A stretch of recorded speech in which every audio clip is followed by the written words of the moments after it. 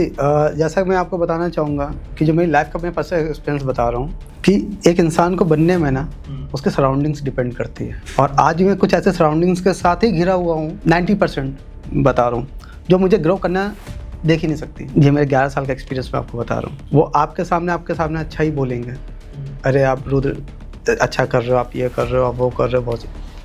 But आपके जब वो बैक में आपके पीठ पीछे जब वो बात करते हैं, वो हमेशा नेगेटिव ही करते हैं। उनको ये लगता है कि मुझे पता नहीं है। जिसमें उन्होंने ये कहा है कि मैं अच्छा गा रहा था, मेरे नंबर भी ज़्यादा थे, बाद में आके उन्होंने ऐसा कर दिया। अब इस चीज़ में मैं उन लोगों से भी एक क्वेश्चन ये पूछना चाहूँगा, और मैं आपको एक रियलिटी बताना चाह रहा हूँ। जी। इंडिया आइडल, सारेगामापा और जो और भी सिंगिंग रियलिटी शोज़ हैं, तो वो कोई छोटे मोटे शो नहीं है। उन्होंने बहुत से लोगों को करियर दिया है, बहुत से लोगों को पहचान दी है। जिन्होंने ये सारी बातें बोलते हैं बाहर आके, उनसे हम पूछ सकते हैं क्या वो रियली डिजर्व करते हैं वहाँ पे आने का। अगर आप डिजर्व करते हैं तो आप वहाँ तक काम कर सकते हैं। तो बहुत बहुत आज हम स्वागत करते हैं हमारे आज के गेस्ट रुद्र वर्मा जी का। भैया बताइए कैसे हैं आप? मैं अच्छा हूँ, विषय का बताइए। मैं भी ठीक हूँ। मैं आपकी प्रोफाइल देख रहा था तो आपने एज अ प्रोड्यूसर भी काम किया है, सिंगर से आपने एक शुरुआत की, उसके बाद एज अ प्रोड्यूसर भी आप काम कर रहे हैं, कुछ गाने अपने आप लिख भी रहे हैं आज भी। और एक तरफ आपकी एक और देखता हूँ ऑडियंस जो है, आपने अभी तक कानपुर में इतना वर्क किया नहीं है, तो बाहर भी आप वर्क कर रहे हैं, तो वो एक्सपीरियंस तो हम जानेंगे ही इस जर्नी में आपका। सबसे पहला जो मेरा सवाल रहेगा, ये जर्नी की शुरुआत आपकी कैसे शुरू हुई? Okay Abhishek, thank you first of all कि आपने मुझे यहाँ पे चांस दिया अपनी जर्नी के बारे में बताने के लिए। इवन आपकी जो इतनी प्यारी ऑडियंस है उन सबको भी मेरा नमस्ते। और ये जर्नी मेरी स्टार्ट हुई थी मेरे कॉलेज टाइम से, जो मैं 2011 पे अपना 10+2 कंप्लीट करके मैं इंजीनियरिंग कॉलेज को ज्वाइन किया, जो एक नॉर्मली हमारे एक होता है स्कॉलरशिप, मेरे से एक स्कॉलर बंदा होता है कोई जो पढ़ाई लिखाई में रहता है, और जो एक हमारे एक मिडिल क्लास में सबका ये था कि पढ़ेंगे, आईआईटी करेंगे, इंजीनियरिंग करेंगे, गवर्नमेंट नौकरी पे जाएंगे। सो मैं भी उन्हीं में से उसी भीड़ का एक हिस्सा था। फिर जब मैंने कॉलेज ज्वाइन किया, वहाँ पे एक फेस्ट आया जो ऑलमोस्ट हर कॉलेजेस में होता है, फ्रेशर पार्टी वगैरह होती है, तो वहाँ पे एक बैंड आया हुआ था, और वो मेरा टर्निंग पॉइंट था लाइफ का कि एक नॉर्मल लड़के से अपने शहर के कि मेरे को इस फील्ड में जाना है। मेरे को म्यूज़िक पसंद था पहले से ही, मेरे नाना वगैरह भी अपने म्यूज़िक वगैरह पर रहते थे, बट वैसा कोई हार्ड एंड वैसा कोई वो नहीं था, उनका बैकग्राउंड नहीं था कि कोई इंडस्ट्री में काम करता हो या कैसे करता हो। पर जब मैं ऐसे गुनगुनाता था, कभी मैंने सीखा नहीं, कुछ नहीं, बट कहीं ना कहीं कहा जाता है कि जब आपकी डेस्टिनी जहाँ के लिए लिखी होती है वो आपको लेके ही जाएगी वहाँ तक। मैं जब अपने नॉर्मल स्कूल्स में था, 6th क्लास 5th क्लास, तो वहाँ पे म्यूजिक क्लासेस होती थी, मेरे को देखना अच्छा लगता था। मैं फर्स्ट टाइम वहाँ पे 1-2 बार तबला प्ले किया। फिर जो सुबह प्रेयर्स होती हैं तो मैं उस पर था, हारमोनियम देखता था, उनके साथ में खड़े होके नेशनल एंथम वगैरह गाता था, प्रेयर्स करता था। तो मुझे नहीं पता था उस टाइम पे कि ये जर्नी मेरे को यहाँ तक लेके आएगी, पर जैसे मैंने बोला कि ये डेस्टिनी है, आपने को जो डेस्टिनी जहाँ पे लेके जाएगी आपको वहाँ पे अपने आप ही कन्वर्ट करते हुए चली जाएगी। वैसे ही हुआ। मैंने कॉलेज ज्वाइन किया, कॉलेज में काफ़ी फेमस बैंड था जल बैंड, तो वो आया हुआ था, फ्रेंचाइज सिंगर था। तो दैट टाइम मैं अपने रूम पे बैठ के पढ़ रहा था, और मुझे उतना कॉन्सर्ट्स वगैरह का उतना वो नहीं था, कल नॉर्मल गाने सुनना है, म्यूजिक सुनना, पढ़ाई करना, ये चीज़ें रहती थी। तो मेरा रूममेट आया सडनली, मेरे से बोलता है कि भाई हमारे यहाँ तो फ्रेंचाइज आ रहा है सिंगर। मैंने उससे पूछा कौन है ये, और लिटरली मैं उससे पहले नहीं जानता था उनको। तो कहीं नहीं, उन गाने सुन, उन्होंने इतने अच्छे अच्छे गाने गाए हैं, सजनी पास बुलाओ ना, ये सब। तो मैं बिल्कुल सुनूंगा। मैंने सुना, और जैसे सब जानते हैं उनकी उर्दू भाषा होती, आवाज़ बहुत अच्छी थी उनकी, वो मेरे को अच्छा लगा, उनके लिरिक्स अच्छी लगी। तो मैंने कहा कि अब मुझे भी करना है। और वहाँ पे एक एनर्जी आई थी, इंटरनल एनर्जी आई थी, आई डोंट नो कैसे आई थी वो, कि मैंने कहा कि जब मैं बाहर गया, मैंने देखा इतनी क्राउड, पूरा कॉलेज पर पागल है उसके लिए, इतनी क्राउड आ रही, पासेस ले रहे हैं लोग, और इतने दूर दूर से आ रहे हैं। तो मैंने कि जब एक हमारे उधर से कोई सिंगर आके यहाँ पे इतना नाम कमा सकता है, तो हम बीइंग एन इंडियन हम क्यों नहीं कर सकते।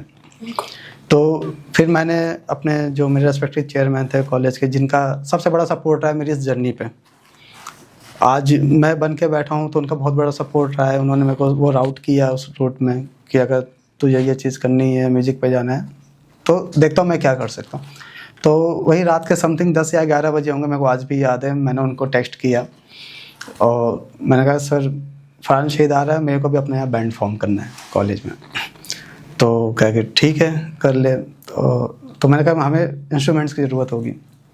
तो उन्होंने बोला क्या क्या इंस्ट्रूमेंट्स। तो मेरे को कीबोर्ड चाहिए होगा, ड्रम किट चाहिए होगा। मैंने जो 2-4 लोगों को मैं जानता था जो इन सब चीज़ों में रहते थे, 1-2 मेरे क्रिश्चियन फ्रेंड्स थे जो ऑलरेडी म्यूज़िक वगैरह पे स्टार्टअप से रहते हैं, वो सीखते रहते हैं। तो जब मैंने उनसे बात की, उन्होंने बताया ये इंस्ट्रूमेंट चाहिए होगा। मैंने उनको लिस्ट भेजा ऐसा ऐसा, एंड मुझे विश्वास नहीं हुआ, अगले दिन मेरे पास सुबह 10 या 11 बजे कॉल आती है उनका असिस्टेंट कि आपके ये सामान आ गया, आप ले लो। मतलब ओवर द नाइट उन्होंने मेरे को अरेंज करके दिया। तो जब हमारे पास ऐसे लोग होते हैं जो आपको पुशअप करना चाहते हैं, तो हम क्यों पीछे हटे वहाँ पे। तो उन्होंने एक हमें रूम दे दिया, हम वहाँ पे पूरे दिन पूरी रात हम प्रैक्टिस करते थे। सडनली मेरा कॉलेज का भी एग्ज़ाम्स भी आते थे, मैं वहाँ पे एग्ज़ाम्स की तैयारी भी करता था। फिर वहाँ पे अपना बैंड पे भी हम लोग प्रैक्टिस करते थे। मीन्स मोस्टली जब फ्रेशर पार्टी पास में आने वाली थी तो हम लोग वो प्रैक्टिस करना चालू कर दिया। तो ऐसा हुआ और फिर वहीं पे हमने ऑन स्टेज परफॉर्म किया। मेरे लाइफ का पहला स्टेज परफॉर्मेंस था वो एक्सिस कॉलेज, वो हमेशा से रहेगा। फिर जब फरहान शहीद का परफॉर्मेंस हम लोगों ने देखा तो मेरे बैंड ने वहाँ पे उस टाइम पे ही हमने एक गाना लिखा, एक सजनी उनका था, एक सजनी हमने लिखा। तो वहाँ पे जाने के बाद फिर उनसे जब मैंने बोला कि आपका एक सजनी है, एक हमारा सजनी, मैं आपको चैलेंज करना चाहता हूँ। सो उन्होंने कहा बिल्कुल। तो हम लोग ने वो कंपोजिशन गाई। तो उनका ये कहना था कि बेटा आपका नाम क्या है। वो स्टेज पे जो मैंने नाम रखा अपना रुद्र जी, वो आज आप सब लोगों के सामने है। जो कि मेरा रियल नेम जो था वो था हिमांशु था, जो मेरे पेरेंट्स ने मेरे को नाम दिया। ये नाम मैंने उस समय स्टेज में आया मेरे जैन पे, तो मैंने वो नाम बोल दिया। मेरे को वो नाम बहुत पसंद भी था और तो वहाँ से वो नाम मेरा जर्नी स्टार्ट हुई।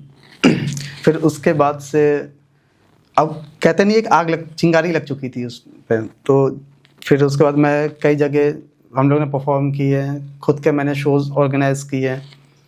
क्योंकि मेरा स्टार्टअप से मोटो रहा है कि हमें पैसे के पीछे नहीं भागना है। बिल्कुल सही। हमें काम होगा तो पैसा हमारे पास अपने आप आएगा। तो मेरे पास जो अपने पास पॉकेट मनी मिलती थी और उस पर मैं शोज़ ऑर्गेनाइज करता था, वहाँ पे जाके परफॉर्म करता था। धीरे धीरे नाम होने लगा, कॉलेजेस हमें इनवाइट करने लगे और ऐसे धीरे धीरे हमारी जर्नी बढ़ती रही। और हालांकि यहाँ तक अभी पेरेंट्स का सपोर्ट नहीं था उस टाइम तक। सो ऐसे मेरी जर्नी स्टार्ट हुई। अच्छा, जब किसी भी सिंगर की बात करें या किसी भी उभरते सितारे की हम बात करते हैं तो वहाँ हम पेरेंट्स की बात ज़रूर करते हैं। तो हम आपसे ये जानना चाहते हैं कि चलिए आपने बहुत अच्छा नाम लिया, एक्सिस कॉलेज जो आप जहाँ से आपने पढ़ाई की, उसके बाद उनका सपोर्ट रहा। हम आपसे यहाँ पे जानना चाहेंगे पेरेंट्स का क्या रहा जब आपने अपनी जर्नी के बारे में बताया कि अब मैं यहाँ से हट के ये करना चाहता हूँ, तो वहाँ पर उनका क्या? मैं तो ये बोलना चाहूँगा इस चीज़ में, जो मेरा एक लाइफ का एक्सपीरियंस रहा है कि पेरेंट्स अपनी जगह कभी गलत नहीं होते हैं। बिल्कुल सही। क्योंकि उनका एक ही मोटो होता है कि हमारा बच्चा या बच्ची जो भी है वो एक सेटल हो अपनी लाइफ में, वो अच्छी जगह रहें, अच्छा खाएं, अच्छा रहें, उनका ये मोटो होता है। और एक बहुत ही मीन्स ये सच्चाई वाली बात है कि अभी आपको ये नहीं पता कि सामने वाला घर कैसा है, आपको तब तक नहीं बता सकते उस घर के अंदर की कहानी जब तक आप उस घर के अंदर खुद नहीं जाते हो। तो इसमें पेरेंट्स की गलती नहीं है। आज हमें पता है हम उस टैलेंट पर है कि हम क्या कर सकते हैं, वो एक हमारा ड्रीम है। पर उनके ड्रीम्स ये होता है कि बस हमारा बच्चा सक्सेस हो। और इंडस्ट्री कोई छोटी मोटी चीज़ है नहीं, और आप एक छोटे शहर से, इतनी भीड़ है वहाँ पे, तो उनको कहीं ना कहीं एक डर रहता है कि उस भीड़ में हम कहीं खो ना जाएं, कहीं गलत ना चले जाएं, कहीं गलत रास्ते ना वो चीज़ हो जाए। तो वो पेरेंट्स अपनी जगह बिल्कुल सही होते हैं। और ऐसा मेरे साथ भी हुआ कि वो सपोर्ट नहीं मिला, क्योंकि मैंने एकेडमिक्स ड्रॉप आउट हो गई थी किसी वजह से लास्ट ईयर में आके मेरे बीटेक के। तो जाहिर सी बात है पेरेंट्स तो कहीं ना कहीं अपनी जगह वो रहेंगे उसमें। आज मैं उनकी गलती नहीं मानता हूँ इन चीज़ों में, पर मेरा एक जो विज़न बन गया था, एक ड्रीम बन गया था, तो हमें करना है। तो फिर ऐसे ही फिर एक पास के ही कॉलेज में मेरे को इनवाइट किया गया, और मेरे लाइफ का बहुत अच्छा पॉइंट है वो कि जब मैं वहाँ पे परफॉर्म करने के लिए गया तो मैं अपने फादर को वहाँ पे इनवाइट किया। फिर मेरे फादर आए और वो अपने फ्रेंड के साथ आए, फिर उन्होंने देखा कि मैं स्टेज में इतनी क्राउड मेरे लिए आई हुई है, पुलिस प्रोटेक्शंस मिली हुई है, तो वहाँ पे उनको अच्छा लगा ये चीज़। और मैं स्टेज से देख रहा था कि जिस चीज़ के लिए आप लोग सपोर्ट नहीं करते, म्यूज़िक वगैरह सपोर्ट नहीं करते, क्योंकि हमारी पूरी फैमिली एकेडमिक्स में अच्छी रही है, सब अच्छे अच्छे पोस्ट में हैं उसमें। और इवन मेरे दादी वो IITian रहे, तो एक इंजीनियर के लिए तो IITian वाला सपना तो पेरेंट्स का वही रहता है कि वो कैसे रहें। ये हमारे कह सकते हैं मिडिल क्लास की एक मेंटालिटी है। और बट हमने वो रियलिटी जानी कि हर एक पर्सन हर एक चीज़ नहीं कर सकता, उसकी लाइफ की डेस्टिनी अलग लिखी है। तो वो हुआ जब मेरे फादर का अपने फेस वहाँ पे जब स्टेज में था, मैंने उनका फेस देखा, एक अलग से स्माइल देखी, kind of the proud moment होता है। जब मेरे को गेस्ट ऑफ ऑनर किया गया, मैंने उनको वहाँ पे इनवाइट किया, तो वहाँ पे कहीं ना कहीं उनका सपोर्ट हुआ कि चलो ठीक है, ये आप करना चाहते हो तो आप करो। तो 2014 के बाद से फिर मैं डायरेक्टली इसी इंडस्ट्री में मैं बॉम्बे चला गया। जैसे आपने एक बात बताई अभी, हिमांशु से एक रुद्र का सफ़र, जी ठीक है, जो आपका नाम था। सेम मैं सवाल एक चीज़ और आपसे करना चाहता हूँ। आप एक इंजीनियरिंग कॉलेज में पढ़ रहे थे, बीटेक के आप स्टूडेंट रह चुके हैं, वहाँ से आप जब इंडस्ट्री में एज अ सिंगर जाना चाहते थे, तो क्या क्या आपको चैलेंज दिखे अपने सामने कि जो अभी भी शायद न्यू कमर्स के लिए तो अभी भी चल रहा है, तो वो चैलेंज के बारे में थोड़ा सा बताइए प्लीज़। देखिए, मैं जो अभी तक मेरी जर्नी रही है, जो मैं ये जानता हूँ कि इम्पॉसिबल आपके लिए कुछ नहीं है। मेरा कोई मोटो एक सिंगर बन के आने का नहीं था। आज जैसा भी आप जानते हो, मैं एज अ सिंगर स्टार्ट हुआ, आज एज अ प्रोड्यूसर हो गया हूँ, खुद का एक प्रोडक्शन हाउस रन कर रहा हूँ।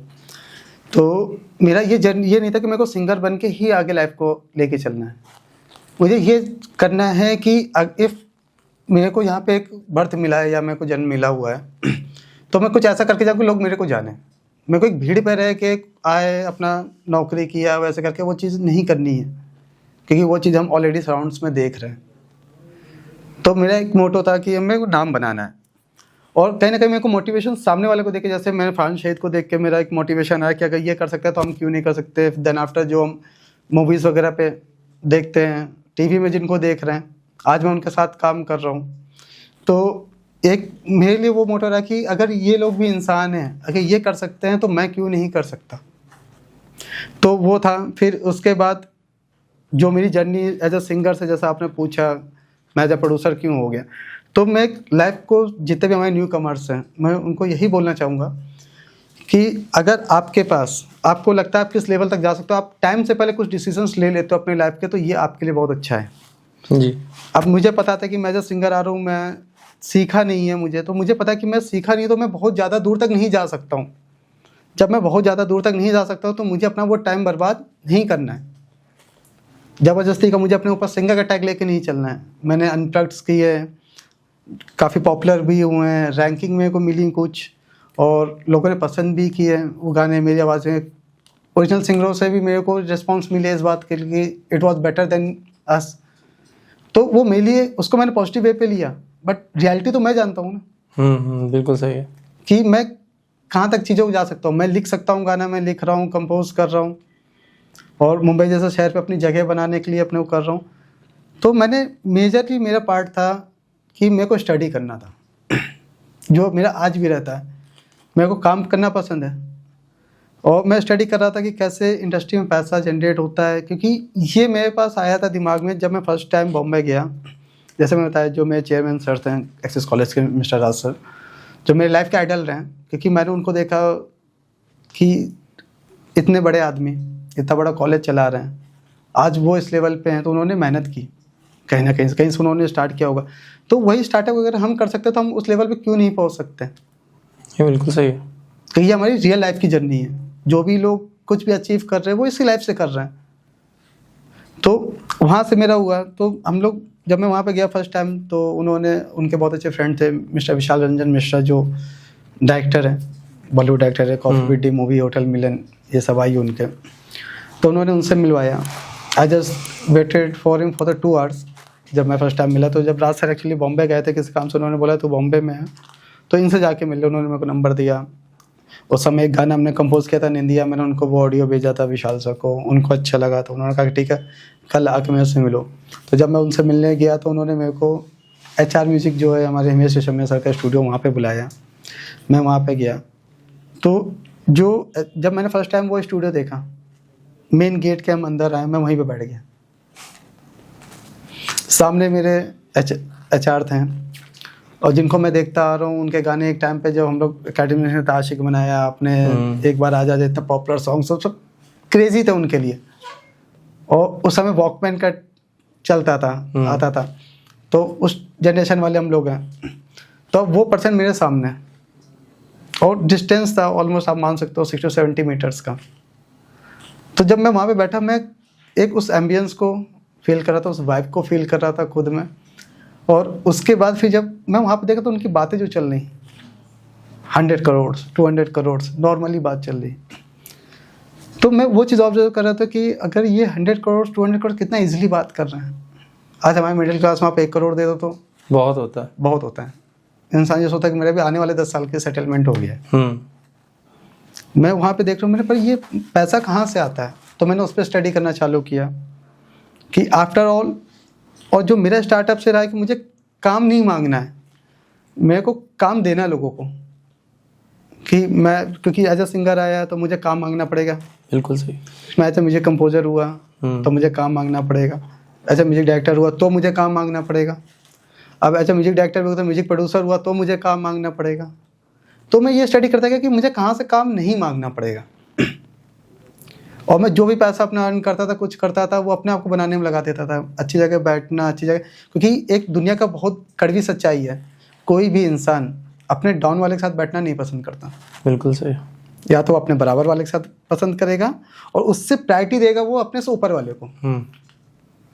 तो मैं लोगों से मिलने लगा, वो मैं स्पेंडिस करने लगा, अपने खर्चे जो करने लगा कि आज मैं उनके साथ बैठ सकूँ, उठ सकूँ। तो वो स्टडी करते करते मैंने अपना खुद का एक प्रोडक्शन हाउस बनाया और आज एज ए प्रोड्यूसर आ रहा हूँ।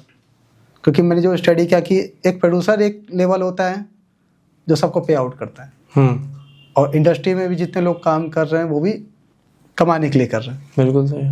और एज ए प्रोड्यूसर पैसा कहाँ से आता है, मार्केटिंग स्किल्स आपकी क्या होती है, जो कि मैं अपने आप को जो नॉर्मल एक सिटी से लेकर इस नाम पे बनाया, जो आज मैं इंडस्ट्री में एक्सेप्ट किया जा रहा हूँ, मैं वहाँ पे प्रोजेक्ट्स लेके आ रहा हूँ। तो मैंने ये पूरी जर्नी को अपना स्टडी किया है इस चीज़ में। जैसे मुंबई की बात हो रही थी भैया, मुंबई में हर दूसरा आदमी एक ना एक सपना लेके आता है अपना, और वो कुछ कहीं ना कहीं एक्टर बनना चाहता है या सिंगर बनना चाहता है या कंपोजर बनना चाहता है। तो वहाँ की भीड़ के बारे में अगर कुछ जानना चाहें आपसे, या नए लड़के जो न्यू कमर्स जा रहे हैं वहाँ पे वो कुछ सीखना चाहें आपसे, तो कुछ प्लीज़ बताइए। बिल्कुल।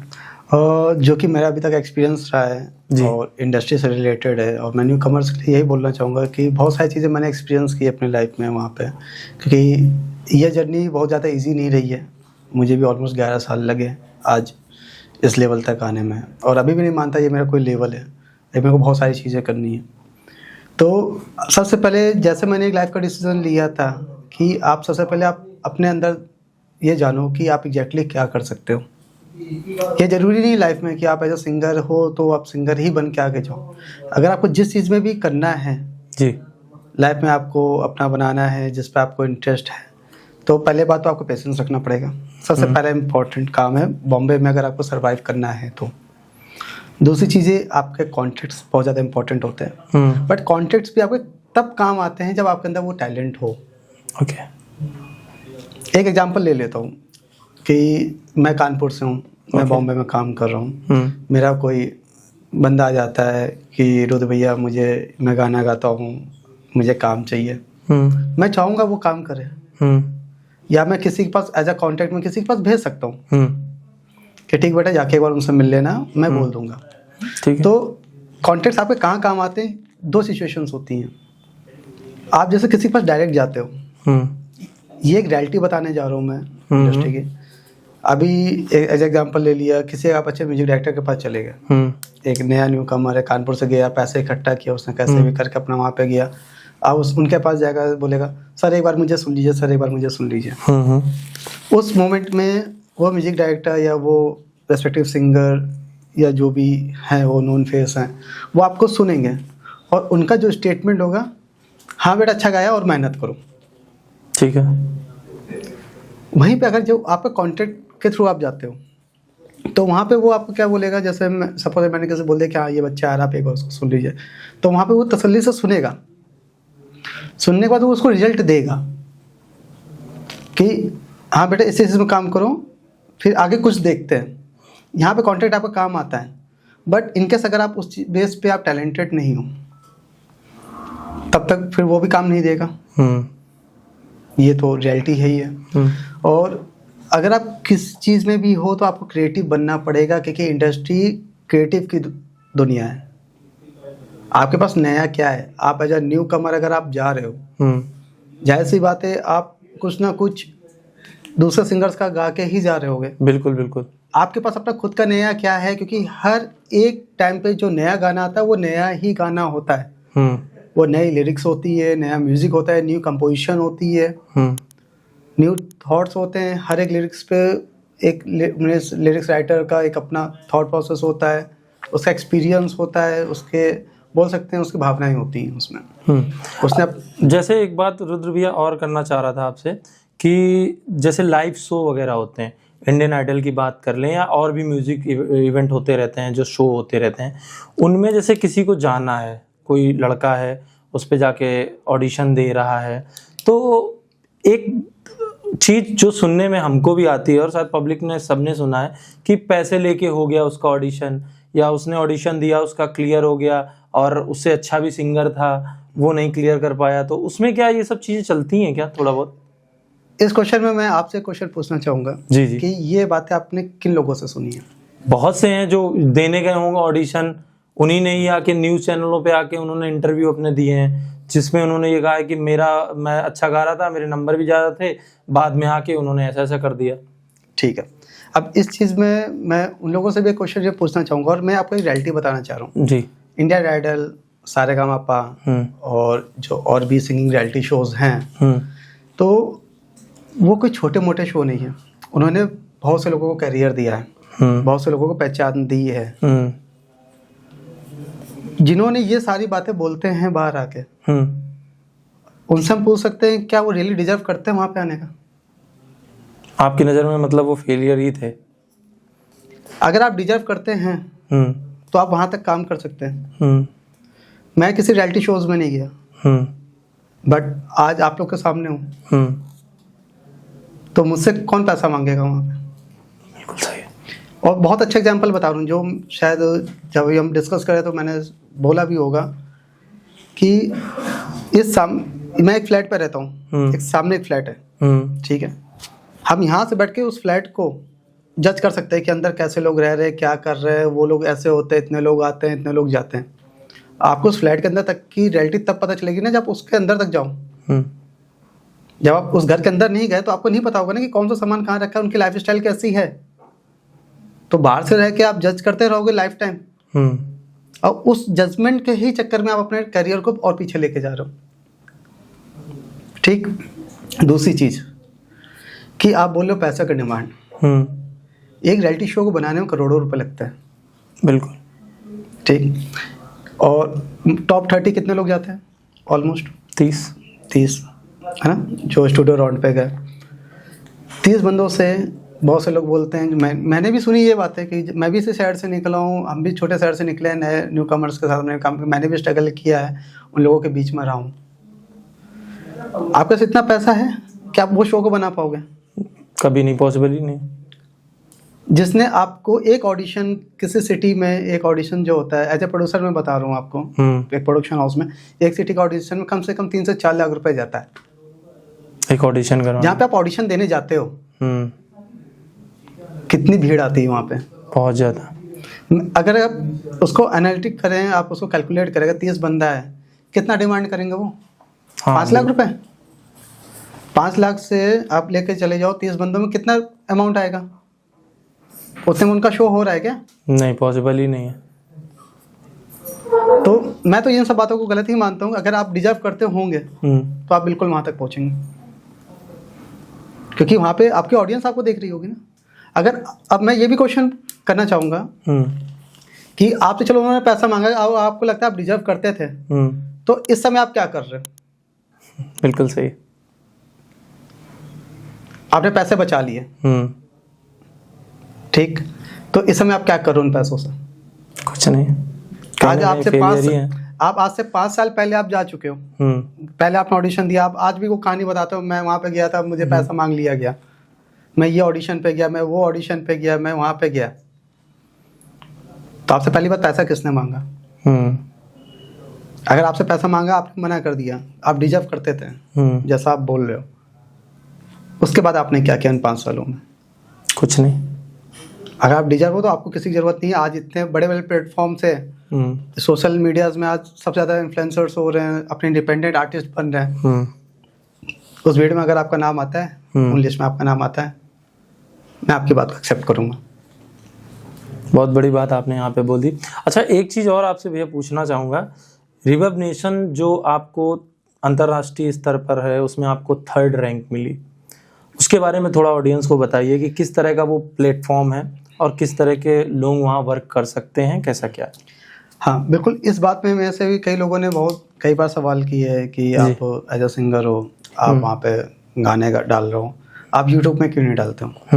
तो उसके कई रीज़न रहे मेरे, क्योंकि जैसे मैंने बताया कि मैं अगर 11 साल में यहाँ तक आज आपके सामने बैठा हूँ, तो मेरा काम करने का तरीका थोड़ा सा अलग है। मैं भीड़ के हिसाब से काम नहीं करना चाहता था कि मैं भी यूट्यूब में डालूँ, क्योंकि मुझे पता है अगर तरीका मैं दूसरे रास्ते से जा सकता हूँ, उसमें मेहनत है। तो इस वजह से, क्योंकि अब यूट्यूब में मैं बनाने बैठूँ, मैं ये नहीं बोलता यूट्यूब छोटा मोटा कोई प्लेटफॉर्म है, उसने बहुतों को करियर दिया है। आज भी हम भी गाने सुनते हैं, यूट्यूब में जाके सुनते हैं, पर मुझे वीडियोस पे नहीं करना था। और रिवर्ब नेशन के बारे में मैंने रिसर्च किया, उसमें इंटरनेशनल आर्टिस्ट भी आते हैं, जिसकी वजह से मैं इंटरनेशनल प्रोजेक्ट्स भी किए हैं। क्योंकि एक आपका स्टार्टअप पे क्वेश्चन था कि आपने कानपुर के अंदर काम नहीं किया, तो इसलिए मैंने खाली इंडिया के अंदर भी काम नहीं किया। क्योंकि मैं जहाँ पे रहता हूँ, बहुत कहावत हमारी बहुत बुजुर्गों से चली आ रही है, दिया तले अंधेरा। तो मैं एक वो रोशनी बनना चाहता हूँ अपनी लाइफ में कि यहाँ पर अंधेरा रहे चलेगा, पर मुझे दुनिया में अपना नाम करना है। जैसे आपने एक बात कही इंटरनेशनल आर्टिस्ट की, तो मेरे को एक बात और जाननी है, हमारे बॉलीवुड के जो सिंगर हैं या इंटरनेशनल आर्टिस्ट की बात करें, दोनों में कहाँ पे अंतर आता है कि वो इतना नाम और पैसा कमा ले जाते हैं, और ये कहीं ना कहीं हमारी जो ऑडियंस है वो प्यार तो बहुत करती है, लेकिन उतनी ज़्यादा इनको शोहरत नहीं हासिल हो पाती है? उसके बारे में थोड़ा सा प्लीज़ बताइए। आप ये इंडियन आर्टिस्ट के बारे में बात कर रहे हैं? इंडियन आर्टिस्ट के बारे में, इंडियन और इंटरनेशनल में कंपेयर अगर किया जाए तो। देखिए, जो मेरा एक पर्सनल ओपिनियन है, क्योंकि मैं अभी इतना बड़ा आर्टिस्ट नहीं हुआ हूँ, पर सारी चीज़ डिपेंड, अगर आप ऑडियंस को लेकर चलते हो तो एक आज के टाइम पे एक बहुत बड़ा नाम है हमारे बीच में, अरिजीत सिंह। वो आपके तुम होना से पब्लिक ने उनको बना दिया, वो डिजर्व करता था, बट उससे पहले भी तो गाने दे रहा था, उस समय पब्लिक ने क्यों नहीं बनाया? उसके बाद भी उसको फर्क नहीं पड़ा, वो अपना गाने बनाता गया, म्यूजिक करता गया, उसने अपने आप को इतना मोल्ड कर लिया कि आज उसको टच करने वाला कोई नहीं है। आज उनकी 30-40 साल की उम्र में लगभग वो आज इतना कमा रहे हैं, जो उनका इस समय पे स्केल है एक पर कॉन्सर्ट का, जो कि इंडिया में कोई नहीं ले रहा है। और भी हमारे बहुत सारे लेजेंड्स हैं जो 50-60 साल के हो रहे हैं, उनसे भी पे स्केल पे डाउन है। तो डिपेंड करता है कि आप कैसे अपने ऑडियंस को डिलीवर कर रहे हो, आप अपने ऑडियंस को समझ रहे हो कि उनको क्या चाहिए। और बाकी बहुत सारी चीज़ें होती हैं जो पीआर्स होती हैं, आपकी मार्केटिंग होती है, किसी को बनाना, किसी को उतारना, ये ऑडियंस के उस पर होता है। पर मैं ऑडियंस से भी यही रिक्वेस्ट करना चाहूँगा कि जो प्रॉपर जेन्युइन चीज़ है आप उस पर करो। बहुत सारे एग्जांपल्स आज इंस्टाग्राम वगैरह पे होते हैं, सोशल्स पे होते हैं, जिन रील्स का कोई वैल्यू नहीं है, मिलियंस में, और जिनकी वैल्यू है वो पता चला कि 1000 व्यू करने के लिए मैंने घिस रहे हूँ। बिल्कुल। अब ये डिपेंड करता है ऑडियंस क्या चीज़ पसंद कर रही है। इसमें एक आर्टिस्ट, एक सिंगर, एक कोई भी हो, क्रिएटिव पर्सन हो, उनका उसमें कमांड नहीं है, वो तो अपनी चीज़ डिलीवर कर रहा है ना। देखना, सुनना, पसंद करना, ये डिपेंड करता है। अच्छा, आपको कहीं ना कहीं ऐसा लगा है या कभी फील हुआ है कि ये इंडस्ट्री सिर्फ कुछ लोगों के ऊपर ही निर्भर कर रही है? क्योंकि कुछ सिंगर आज भी, जैसे नाम नहीं लूँगा मैं किसी का यहाँ पे, लेकिन कुछ सिंगर आज भी ऐसे हैं जो अगर एक के साथ काम कर रहे हैं तो दूसरे के साथ काम नहीं करना चाहते हैं, या दूसरे के साथ काम करने हैं तो उनको तीसरे के साथ काम करने नहीं दिया जाता है। तो आपको कहीं ना कहीं ऐसा तो नहीं लगता है कि इंडस्ट्री अभी भी कुछ ही कंधे हैं जो वो इंडस्ट्री को ढोते चले आ रहे हैं? देखिए, इसमें तो हम ये बोल सकते हैं कि सपोज दैट मैं सिंगर हूँ, ठीक है, और मैं किसी के साथ काम कर रहा हूँ, ये आफ्टर डिसीजन मेरा होगा ना।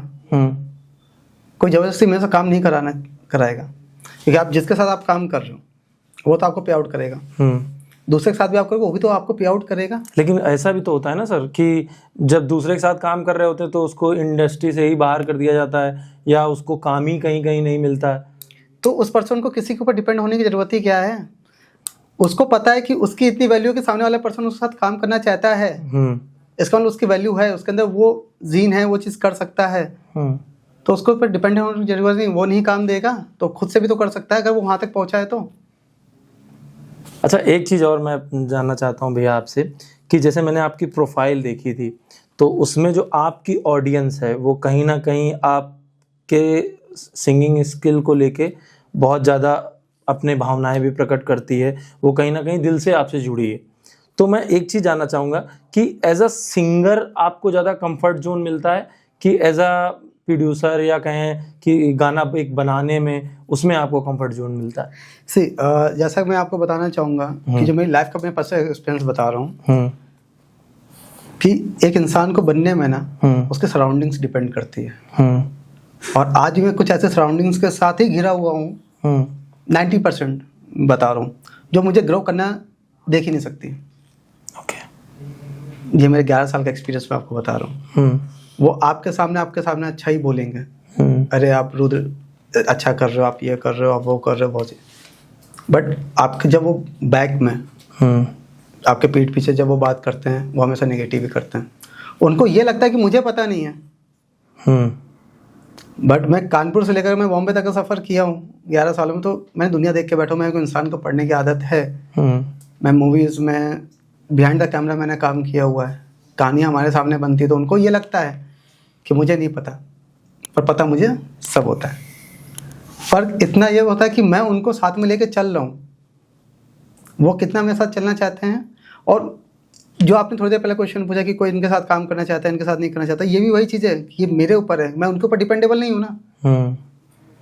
मेरे पास इंस्टाग्राम में ज़्यादा फॉलोवर्स ना हो, doesn't matter, but still I am working. मेरे पास जो दूसरे ऑडियंस हैं वो तो मेरे को प्यार कर रही ना।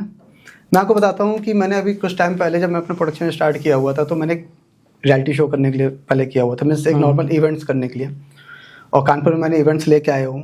जब मैं 2015-16 से इवेंट मैंने करने स्टार्ट कर दिए थे। मैंने एक शो कर रहा था द नेशंस वॉइस। उस शो में भी ऐसा हुआ था जो कि आज तक मेरे पेरेंट्स को भी नहीं पता। माइंड में वो ये पॉडकास्ट देखेंगे तो शायद उनको फर्स्ट टाइम ये पता चलेगा कि एक वीक में मेरे ऊपर 3 बार अटैक हुआ था विद इन 1 वीक। क्यों सर? क्योंकि उस टाइम पे मैं एक सिंगिंग रियलिटी शो कर रहा था और मैंने अपने कानपुर से एक छोटे से घर से लेकर मैंने उसको पूरे अक्रॉस इंडिया ऑडिशंस लिए थे। काफ़ी फेम आया था, काफ़ी बच्चे आए थे, हर जगह हमने ऑडिशंस लिए अक्रॉस द इंडिया बोल सकते हो, किसी भी सिटी का नाम ले लो, वहाँ पे हमारे ऑडिशंस हुए थे। और मैं ग्रैंड फिनाले में कर रहा था जिसमें अरिजीत सिंह का ही मैं कॉन्सर्ट करने जा रहा था उस टाइम पे। ये बात है हमारे 2018-19 की। तो उस शो में अर्निंग बहुत अच्छी, अरिजीत सिंह का नाम मतलब आप समझो पैसा एक ऑर्गेनाइजर के लिए। वो शो हम ऑन ग्राउंड भी नहीं लाए थे अभी, खाली हमारे वेन्यूज़ फाइनल हो गए थे, हॉस्पिटैलिटी फाइनल हो गई थी, जो चीज़ हमें रिक्वायरमेंट होती है वो सब चीज़ था, बस हमें खाली डेट का वेट कर रहे थे 7 जून। अब लोगों को पता चलने लगा, मैंने लखनऊ का इकाना स्टेडियम बुक किया हुआ था उसके लिए, और जब वो बुक किया था तो 30,000 की क्राउड खाली बैठने की थी। मैंने बहुत ज़्यादा पैसा नहीं रखा था, -10 ही था पासेस का, उसमें अर्निंग बहुत ज़्यादा थी। और मेरे पास अरिजीत के मैनेजमेंट की तरफ से भी सारे कन्फर्मेशंस आ गए थे ओवर द मेल, जो आज भी हैं। तो शायद किसी को नहीं पसंद आया होगा, जो दूसरे लोग इवेंट्स करना स्टार्ट हुए थे, किसी का मैं नाम नहीं लूँगा ये सारी चीज़ें। इवन मैंने इसको हाईलाइट भी उस टाइम पे नहीं किया था, बट माई टीम जिन्होंने मेरे को इतना सपोर्ट किया, मेरा मैनेजर विशाल उस समय था, जिसका बहुत बड़ा सपोर्ट था इस चीज़ में, और जिसका जो मेरे को पहले ही अपना सीन याद है जब मैं बॉम्बे से लखनऊ लैंड हुआ था। सो मेरे साथ मेरी एक टीम मैनेजमेंट की पर्सन भी थी, भूमिका। मैंने उसको उसके घर पर ड्रॉप किया, और मोस्टली में क्या होता है जब एज पर माई सिक्योरिटी पर्पस में जब से वहाँ पे लैंड करता हूँ किसी भी एयरपोर्ट पे, तो मैं वहीं की पर्सनल कोई ना कोई कैब लेता हूँ, ना कि बाहर से बुलाता हूँ।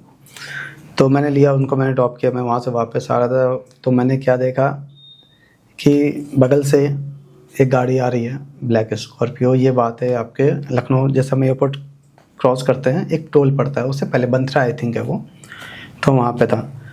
तो एक गाड़ी आगे आई डिजायर, वो बार बार ब्रेक लगा रही, और सडनली एक गाड़ी यहाँ बाजू में आ रही थी। तो मैं थोड़ा समझ गया था चीज़ें, बट मैं उस ड्राइवर को नहीं बताना चाहता था वहाँ पे, क्योंकि अगर वो नया ड्राइवर मेरे लिए अगर मैं उसको बताऊँगा तो सीधे गाड़ी साइड में लगा देगा, तो भाई मुझे मतलब नहीं है। बिल्कुल सही। तो मैंने वहाँ पे शायद बाबा शिव की कृपा रही हो, जो भी मेरे दिमाग में, मैं तुरंत अपने मैनेजर को मैसेज किया विशाल को कि विशाल ऐसी बात है, मेरे को कुछ वैसा डाउट हो रहा था। कहता है कि भाई आप टेंशन मत लो, मैं कुछ करता हूँ।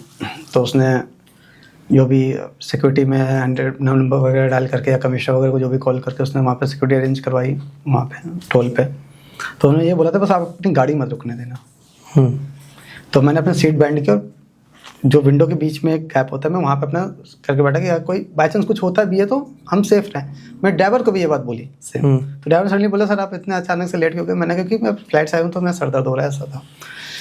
पर मैंने उसको नहीं बताना चाहता था, मैं तो भी आराम से रिलैक्स हो जाता था। पर सर ये देखो सामने गाड़ी वाला वो कर रहा है, मैंने होंगे सब ऐसे ही पी खा के चला रहे होंगे गाड़ी, आप चलते रहो, काम करो। फिर जब उसका मैसेज है कि बस इनको ओवरटेक करने मत देना, उनको फॉलो ही करने दो, कि उसके पहले तुम कुछ नहीं कर सकते ना ऑन रोड। बिल्कुल। तो मैंने कहा बस इनको ओवरटेक ना करने दो, इनसे आगे चलो, तुम स्पीड में चलो, देखते हैं क्या है। तो जैसे वहाँ पे निकले तो उनकी वो गाड़ियाँ रोक ली गई, तो उसमें बहुत सारी चीज़ें निकली। तो पहला तो हमारा वो बचा, ठीक है। उसके बाद भी हमने कोई एक्शन नहीं लिया, क्योंकि मैं पेरेंट्स को इन्वॉल्व नहीं करना चाहते थे आप, क्योंकि एक अकेला लड़का, उनको भी टेंशन होती हैं सारी चीज़ें। फिर ऐसा ही हुआ था, मैं कानपुर का ही एक जगह मेरा मोबाइल मैंने रिपेयरिंग के लिए डाला हुआ था, वहाँ लेने गया। संडे के मार्केट में कोई मेरे को फॉलो कर रहा था।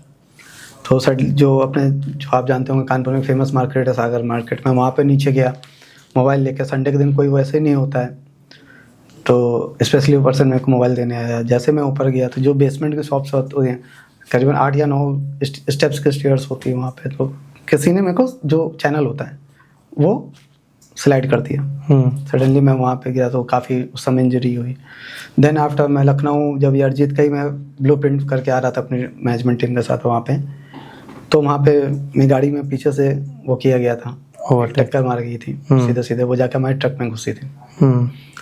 वो मैं आपको क्लिप्स दे दूंगा, आप लगा सकते हो अगर आपको चाहिए होगा। नहीं जी। तो वो चीज़ें हुई, बट ये मेरे लिए सपने की तरह था कि चलो ठीक है जैसा हुआ एक रात की, पर मैं नहीं रुका।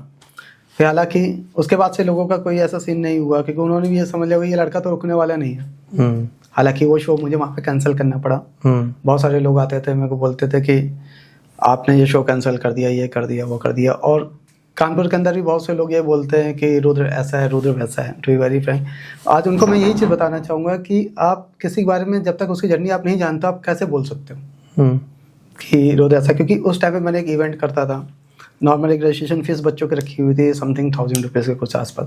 पर मैंने यहाँ पे म्यूजिक इंस्टीट्यूट्स भी खोले हुए हैं अपने। यहाँ से सीतापुर तक मैं खुद सिखाने जाता था खुद के पैसों से, और बच्चों से इंस्टीट्यूट में पैसे नहीं लेता था।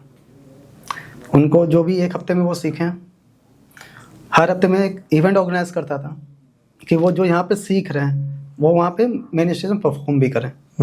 कि मैं उनको लाइव ऑडियंस के लिए भी प्रिपेयर कर रहा हूँ, मैं उनको प्लेबैक के लिए भी प्रिपेयर करवा रहा हूँ।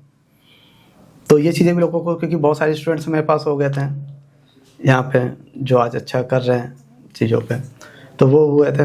तो इन सब चीज़ों में लोगों को, फिर जब मैंने वो इवेंट नहीं हो पाया किसी वजह से, लोगों को बोलना था कि आप नॉर्मली आप 1000 रुपये ले रहे हो रजिस्ट्रेशंस के, ये ले रहे हो आप, तो हमें क्या, हमें पैसा वापस। तो उन्होंने वो पैसा वापस तो उन्होंने बोला, बट यहाँ का जो बंदा है मैं उसको गुवाहाटी वगैरह ले जाके परफॉर्म करा रहा हूँ, stages across the India stages दे रहा हूँ मैं, उनको उससे डिजर्व नहीं, वो नहीं था। तो मेनली जो मेरे कानपुर के जो न्यू कमर्स जो आज भी काम कर रहे हैं, अच्छी जगह भी कर रहे हैं, मैं उनको ये बोलना चाहता हूँ कि आप अपने आप को पैसों के चक्कर में मत बांधो यार। कि आज मैं जिस जगह बैठा हूँ, हो सकता है आप भी वहाँ बैठ पाओ। इवन आपके पास तो मेरे ज़्यादा टैलेंट है, आपने सीखा हुआ है, मैंने सीखा नहीं, तो मैं आज यहाँ पे आके बैठा हूँ ना। बिल्कुल सही। आप जो भी चीज़ जज कर रहे हो कि रुद्र ने ये किया, रुद्र ने वो किया, रुद्र ने जो भी किया उसके लाइफ के पार्ट थे। क्योंकि आपको ये पता है, एक इवेंट करने को, एक स्टेज सेटअप करने में लाखों रुपए लगता है, बहुत ज़्यादा। और आपने दिए कितने? आप खाली कानपुर, आप लोग ये देखते हो कि कानपुर के अंदर हमने क्या नाम कमाया है, मैं ये देखता हूँ कि आपने इंडिया के अंदर क्या नाम कमाया है। आफ्टर ऑल आपको काम तो इंडिया के लिए करना है ना। बिल्कुल सही। आज जितने भी आप, जिनको आप अपना आइडल मानते हो, इतने सिंगर्स को सुनते हो कि मैं जुबिन की तरह हूँ, मैं दर्शन की तरह गाता हूँ, मैं अरिजीत सिंह की तरह गाता हूँ, मैं आतिफ असलम की तरह गाता हूँ, तो उन्होंने क्या अपने शहरों के लिए काम किया है? नहीं, देश के लिए। उन्होंने अपनी कंट्री में अपने ऑडियंस बनाई है ना। तो आप भी तो यहाँ से निकलो। आप बोल देते हो कि रियलिटी शोज ऐसे होते हैं, आप कितना वहाँ पे जाके, मैं तो ये बोलता हूँ कि आप पहले अपना शहर छोड़ो, शहर छोड़ के आप बॉम्बे में सर्वाइव करो, वहाँ पे आप अपना टाइम दो, आपको ना मिले कुछ तो मैं इंडस्ट्री छोड़ने के लिए तैयार हो जाऊँगा। क्योंकि आप जब कहते नहीं, आप 100 नंबर्स की आप प्रिपरेशन करोगे तो 70 तो गेन करोगे। बिल्कुल सही। आप रह जाओगे यहाँ पे 13 मार्क्स में, पासिंग मार्क्स ले तो आप पासिंग मार्क्स भी नहीं ला पाओगे, क्योंकि आपकी प्रिपरेशन ही 30 मार्क्स की है। 33 भी पासिंग मार्क्स होता है, उसमें भी आप 3 नंबर पीछे हो। और जो सबसे ज़्यादा इस समय न्यू कमर्स को बाउंड कर रही है ना, ये पैसा। वो सोच रहे कि भाई मैं आज, अभी मैं मान लिया कि अभी क्लब्स के इतने ट्रेंड आ गए हैं, नाइट लाइफ अच्छी हो रही है कानपुर में, अच्छे सिंगर्स मैं देख रहा हूँ खाली क्लब्स में रह जा रहे हैं, 2-4-5 हज़ार रुपये कमाने के चक्कर में, उसके चक्कर में वो कानपुर नहीं छोड़ना चाह रहे हैं। आज हम लोग के पास कौन से वहाँ पे क्लब्स थे? क्लब्स का कब चालू हुआ ये? आपके 2020 से 21-22, ये 3-4 सालों में चलन आया है। बिल्कुल। बट इससे पहले भी तो लोग वहाँ पे काम कर रहे हैं। आप यहाँ पे 2-4-5 हज़ार कमाने के चक्कर में हो, आप लाखों के बंदे हो, एटलीस्ट आप अपनी वैल्यू करना सीखो एक बार।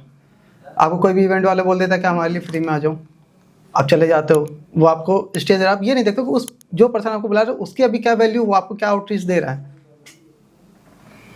खाली आपको स्टेज में आके इंस्टाग्राम पे प्रोफाइल बना के लिए आपको नहीं, आप ऐसा बनो ना कि सामने वाला बंदा आपकी प्रोफाइल बना के डाले। आप क्यों इसमें चीज़, आपको पता है कि आपको सिंगर बनना है, तो बहुत सारे लोग बोलते नहीं घर की जिम्मेदारियाँ हैं। भाई जिम्मेदारियाँ तो आप ही हटाओगे ना, या तो आप 30,000 रुपये कमा के आप जिम्मेदारी संभाल लो, या थोड़ी सी मेहनत कर जाओ, 3 लाख रुपए कमा के आप जिम्मेदारी संभाल लो। तो 30,000 की जिम्मेदारी में और 3 लाख की जिम्मेदारी में बहुत अंतर है। अच्छा रुद्र भैया, एक चीज़ आपसे और जानना चाहेंगे, जो आपकी ऑडियंस है वो कहीं ना कहीं आपसे अपेक्षाएं बहुत रखती है, तो उनके लिए कुछ नया क्या आप ला रहे हैं, पहले तो वो बताइए ऑडियंस को, और क्या और आगे भी देखने को उनको मिल सकता है वो भी जानना चाहेंगे। पहली बात, जो मेरे बहुत सारे ऐसे ऑडियंस हैं जो मेरे को वीडियोस में देखना चाह रहे हैं जी, कि इनके अभी तक अनप्लग्ड सॉन्ग्स आए हैं, ये खुद लाइव नहीं डालते हैं, चीज़ें नहीं डालते हैं, तो उनके लिए पहले तो मेरा यही मैसेज आज मैं क्लियर कर देता हूँ इतने सालों में, कि अभी तक मैं जवाब देना पसंद नहीं करता था, और मैं आज भी नहीं करता हूँ। मैं बस खाली आपको एक्सपीरियंस बता रहा हूँ, जो मेरा थॉट प्रोसेस है कि मैं कैमरे में आके क्यों आऊँ, जब मैं बिहाइंड द कैमरा रह के लोगों को काम दे सकता हूँ। तो एक सिंगर को सिंगर ही रहने दो, उसको एक्टर मत बनाओ। आज के टाइम पे एक ही पर्सन, वन मैन पूरा प्रोडक्शन प्रोड्यूसर है, वही पैसा भी लगा, वही प्रोड्यूसर बना, वही डायरेक्टर भी बना, वही एक्टर भी बना, वही सिंगर भी है, वही म्यूजिशियन भी है, तो बाकी लोग क्या करेंगे? उनके लिए मैं ये क्लैरिटी दे देता हूँ कि सिंगर सिंगर ही रहे, एक्टर का काम उसकी अलग स्टडी है, डायरेक्टर के काम की उसकी एक अलग स्टडी है, प्रोड्यूसर का काम है मार्केट से पैसा कैसे निकालना है, पैसा कैसे लगाना है, किसको कितना फ्लो करना है, कैसे उससे रिवेन्यू निकालना है।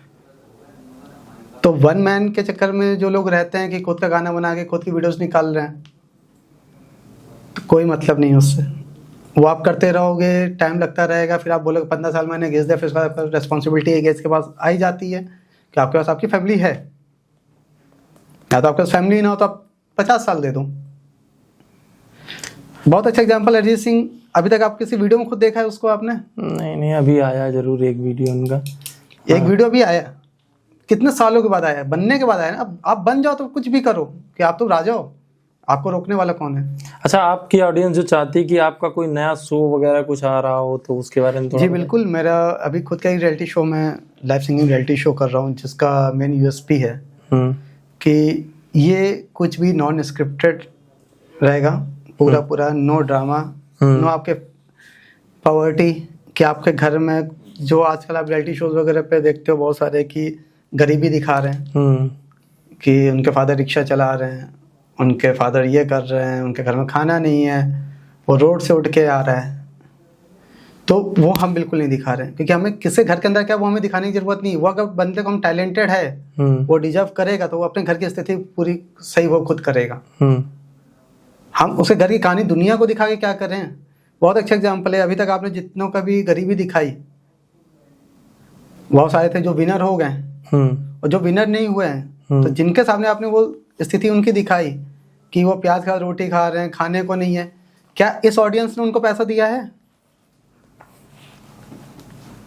आप उसको टीआरपी क्यों बना रहे हो, किसी के इमोशंस को? आप उसके टैलेंट बेस पे आप लेके जाओ।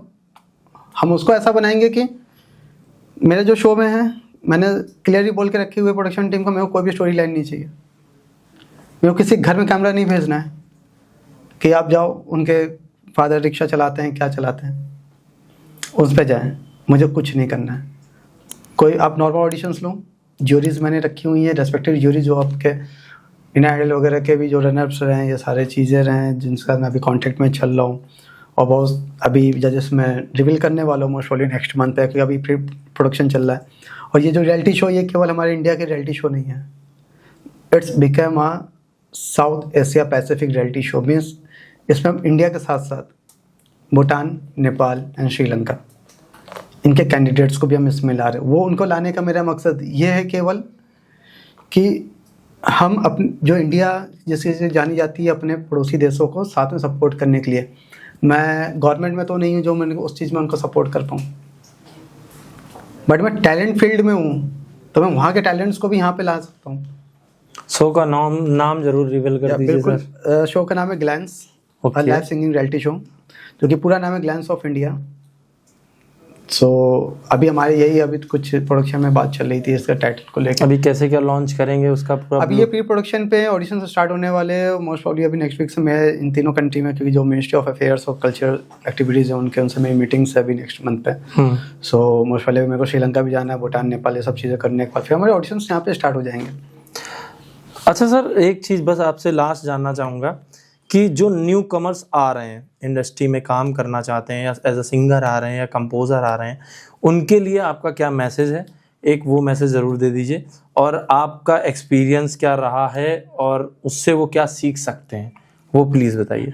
ठीक, तो मेरे आज की जो ऑडियंस के लिए यही है कि जो हमारे न्यू कमर्स हैं, मैं सबसे पहले तो यही कहना चाहूँगा, आप अपने अंदर पेशेंस रखिए, कॉन्फिडेंस रखिए, और जितना ज़्यादा आप अपने लिए काम कर पा रहे हो अपने आर्ट पे, आप वो करो। और जो मेरा एक एक्सपीरियंस था बहुत ही लाइफ का, अभी मैं रिसेंटली बॉम्बे से भी कानपुर आ रहा था, कि एक्चुअली मेरा कैसा रहता है कि जब मैं अगर कानपुर के बाहर कहीं से भी बॉम्बे के लिए ट्रैवल करता हूँ तो मोस्टली मैं बाई एयर ही करता हूँ। बट मैं कभी अगर मैं कानपुर में, कानपुर से मेरे को बॉम्बे जाना हुआ या बॉम्बे से मेरे को कानपुर आना हुआ, तो मैं उसमें करता हूँ कि मैं बाई ट्रेन करता हूँ। उसका रीज़न, अभी रिसेंटली मैं अभी लास्ट वीक जब मैं कानपुर आ रहा था, बॉम्बे से डायरेक्ट कानपुर आया, तो मोस्टली मैं फर्स्ट एसी पे ही ट्रैवल करता हूँ। तो मैं ऐसे उठा मॉर्निंग पे अपना फेस वॉश वगैरह करने के लिए, और सडनली उसके आगे एक जनरल कंपार्टमेंट लगा होता है। तो वो मैंने देखा, वहाँ पे वो क्राउड देखी, तो मेरे को आज से अपने 10 साल पहले की एक जर्नी याद आ गई कि उस जनरल डिपार्टमेंट से मेरे को यहाँ फर्स्ट एसी तक आने में, इस गेट को एक पार करने में 10 साल लगे।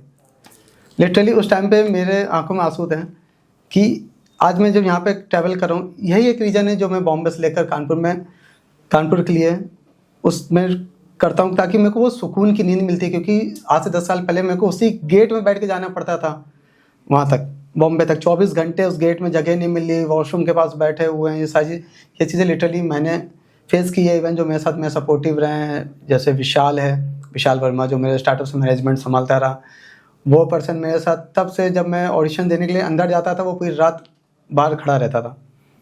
वो कोई मैटर नहीं करता, दिल्ली हैं, हम बॉम्बे हैं, कहीं पे भी सारे ऑडिशंस में साथ में जाता था। और हम लोग जनरल पे ट्रैवल किया हुआ है कि उतना पैसे नहीं होते थे।